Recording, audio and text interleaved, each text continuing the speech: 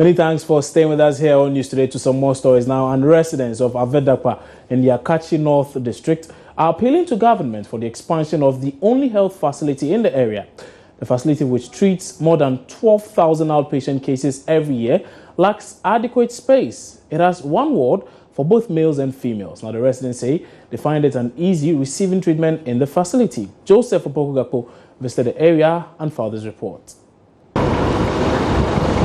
This is the health post that serves the over 5,000 residents in the capital of the Akachi North District, Avedakpa. This health facility at Avedakpa in the Akachi North District receives more than 12,000 cases every year, which translates into, well, about 1,000 cases a month, and that's something in the region of more than 30 cases a day.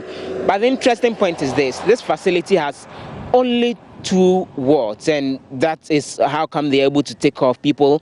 It has no standby medical doctor. It has only 1 recovery ward for both males and females, and it makes adequate provision of healthcare here a little problematic. The facility provides primary health care for residents, treating more than 7,000 malaria cases and close to 3,000 respiratory infection cases every year. Chief of the area, Togbi Nyameko-Gakbe, notes there is a lot of pressure on the facility. As far as health service is concerned, well, the health center is handling not only the people of Avedakpa, even people from the neighboring Togo and all the district, or the greater part of the district. The structure is dilapidated, with portions of the roof virtually peeling off. Patients are usually crowded in the single ward here, with some being forced to receive treatment in chairs. Right now, when there is a serious case, they cannot, you cannot sleep here. They will treat you, and then you go home. There's no ward. You see, I'm talking about ward. We need ward now, wards now, so they can keep patients here and give the good treatment. Assembly member Patrick Kwame Ahiabo says the situation is worrying. As for the health facility, we don't have hospital. We are using an old clinic which is serving as a health center. Then also we lack the infrastructure, but currently government is doing very well. Some more personnel to the health facility. So for the health delivery, they see patients more than 100 a day. So I think it is in a good direction. It also indicated that government should come in quickly and then upgrade this facility to hospital status. With the patient medical officer ratio actually is nothing to write home about, despite they send some personnel here, but the attendance always at the facility putting much pressure on the facility. For Joy News, Joseph Opokugapo, Avedakpa. District Chief Executive for the area, James Gunu, tells Joy News efforts are ongoing to build a new district hospital for residents. Our plans to expand the facility and raise its status to district hospital status. So what we did first is to acquire land for the district hospital project. We are in touch with the regional health directorate for that particular project. And we have also decided as an assembly to renovate some structures over there. If you go there, you see 4-unit accommodation for staff. That dilapidated structure was rehabilitated by the Honorable Member of Parliament for the area. He also gave 8 motorbikes to the facility to enable them to go to the other part of the district to help in quality health delivery. Then the Assembly has also awarded a contract for renovation of the maternity ward. We just awarded it last week, assigned the award letter. We went through the procurement process, and we have also awarded a construction of a theater These are all based on requests that came from the Health Directorate. The District Health Director brought this request, and we factored all this into the 2016 budget that we have. The Ashanti Regional Capital, Kumasi, is sitting on a time bomb as wayside fuel dealers have a field day. Joy News Checks reveal the unauthorized trade, which poses a threat to life and property, is enjoying high patronage from both commercial and private motorists. Kwesi Debra has more in the following report. The provision does not apply to trading in kerosene. This law is, however, being breached with impunity in Kumasi and other parts of the Ashanti region. In 2014, the National Petroleum Authority embarked on a 3-day exercise to clamp down on illegal sale of petroleum products. That effort appears to have made little or no impact as sales points spring up again. Residents are concerned it is a disaster waiting to happen. It's very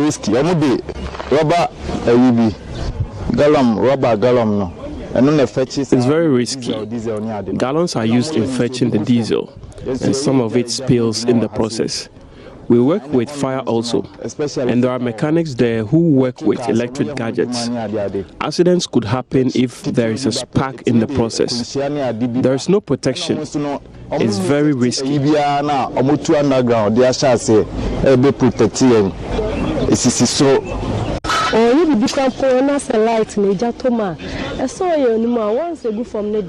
If the diesel should come into contact with fire, it will be very harmful, but we are unable to complain. If there should be a fire outbreak, how can a sick person escape?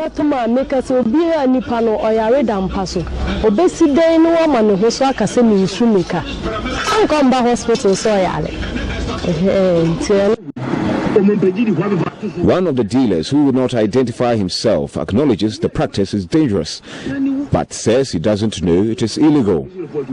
One of the unsolved puzzles is how these illegal dealers get their supplies, which they are reluctant to disclose. Love News sources, however, indicate fuel tanker and other heavy-duty truck drivers, especially of construction firms, sell to them. The public remains under threat until city authorities and regulatory institutions act decisively to eliminate the unlawful business. For Joy News, Kwesi Debra. Now, with the capital city Accra fast developing, it is increasingly becoming difficult to find a modern amusement park in a serene environment. Amusement and eco parks provide a conducive environment for parents and children to relax. Sadly, Accra cannot boast yet of an eco park that has some beautiful but rare wildlife. The few amusement parks in Accra are also fast deteriorating. Joy News' Maxwell Agbagba puts the spotlight on the Efwa Sadland Children's Park in Accra and the Tunga Children's Park in Dansuman. He comes through with a report on how some children are risking their lives playing on the dangerous rusty metals and what the future holds for amusement and eco parks in the country. So last year, Ghana could not boast of a state-of-the-art amusement park.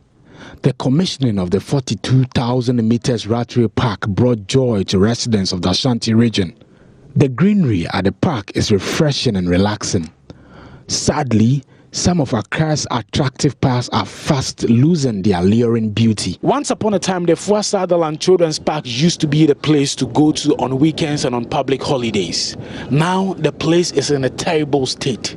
If you come here, there are a lot of signs warning children to stay away from the many damaged and deplorable state of merry-go-rounds and skydivers that we have around here. Nothing seems to be working. The grasses that you see here are not grasses. They are overgrown weeds. In this train is used to rapture kids into a state of hilarity anytime they have a jolly ride in here. It is no longer the case. Here, the blood-tasty parts are badly exposed, making it very dangerous for anybody to sit on this train. Apart from the non-functional train, the rail line is also covered by weeds. Wooden slabs are also rotten. The traffic light is also in the same sordid state. The children's park is no longer child-friendly. A screaming warning sign scribbled with black paint warns patrons to go back. Our curiosity would not allow us. What we saw beyond the warning sign were rusty seesaws, swings, and merry-go-rounds left to rot in the mini bush. Perhaps the seesaws here are yet to catch the eye of some unscrupulous scrap dealers. Of the trees are ready to be used for firewood. The merry-go-round will not even go round. It is stuck as its squeaky sound cries for lubricants. The weeds have also grown tall, making it a haven for dangerous animals. A section of the park is also now a refuse dump. The insanitary conditions outside too is evident. The beautiful skydiver here only adds to the countless non-functional things at the park. With the street lights here damaged, the park is poorly lit. Interestingly, on a hot Sunday afternoon, the usual excitement at the park on weekends and public holidays is conspicuously missing. The park is dead silent. The only thing that makes the children's park bounce back to life are events. From washrooms to seesaws, nothing seems to be working here. The situation here at the Tunga Children's Park is not different, but for these children playing on their dangerous and rusty seesaws, the place would see no activity too. These dirty racks are used in holding in place the only swing at the Tunga Children's Park. Sanitation is also not the best. Little Rachel Edubois knows the danger of playing at the park, but she says she cannot stop visiting the place. Some of the seesaws are spoiled, and sometimes I get hit. Sometimes you get hit. You get hit, so why do you still come here? Because it's nice to play here. If you have the opportunity to tell government something, what would you tell them to do about this place? That they should renew the place and fix the seesaws so that we can play safely. Strongly connected to the issue of amusement parks in Accra is also the challenge of eco parks with amazing wildlife.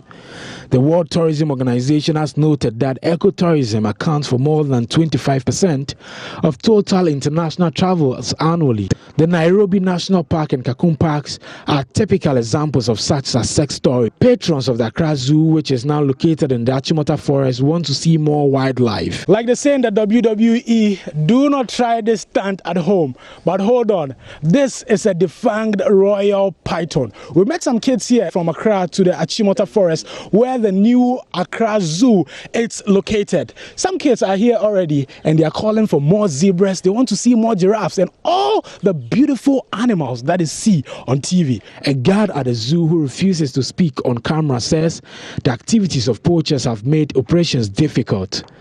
The road leading to the zoo is also in a deplorable state.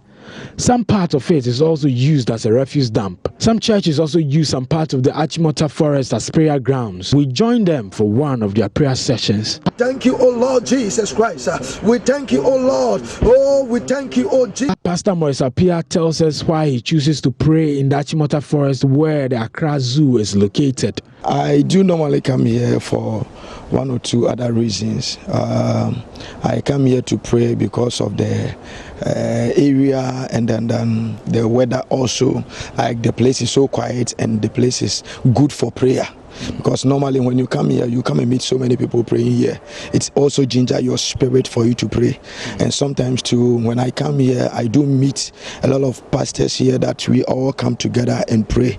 So I do choose here to pray because of the quietness in this area and the people that they are praying here. That is why I used to come here to. The Achimota Forest used to be a wonderful home for all the lovely creatures that you can ever imagine. It used to be the home of all the rare species. With about 1/3 of the forest currently encroached, it is difficult to find even the commonest of species. The Forestry Commission, together with the government of Ghana, they have taken a decision. Now the decision is to change this whole forest into an ecotourism destination. When that is completed, we're going to have an orchard here. We're also going to have a spiritual enclave. We will also have an eco-commercial tourism place where people from all walks of life can come and relax from the concrete jungles of the capital city. ICANN Capital is the one spearheading this through a public-private partnership. Let's go and have an interaction with the Executive Secretary of the Forestry Commission. I think from my discussion with the private partners and all concerned, I think it's not going to be a project that will end as people try to ask or perceive. It's going to be a lifelong project. I mean, if you go to our sister countries who have some of these projects, you still find out that they keep developing even though they started 1,500 years ago. What the question probably should be is, when are we going to open this place to the public?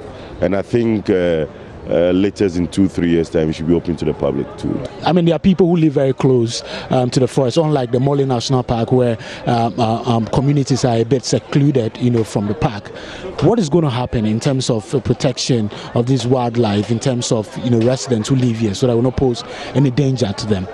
I think all that will be taken into consideration in designing the park, but definitely this will be very, very harmless animals. And animals generally are harmless.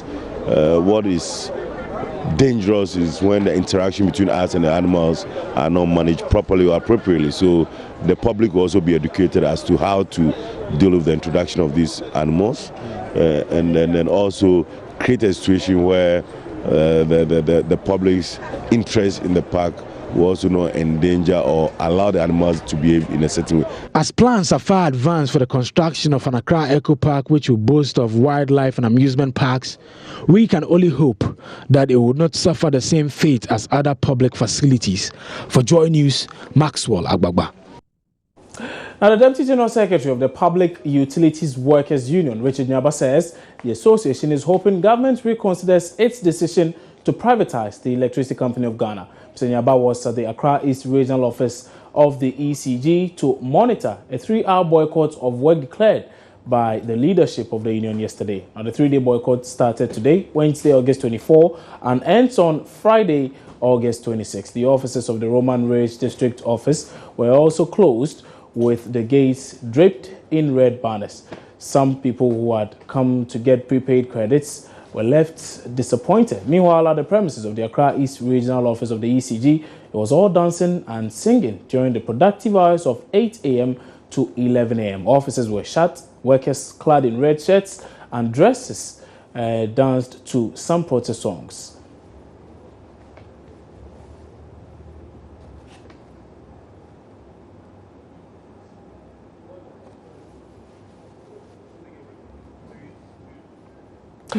You're watching news today here on your Joy News and on Multi TV.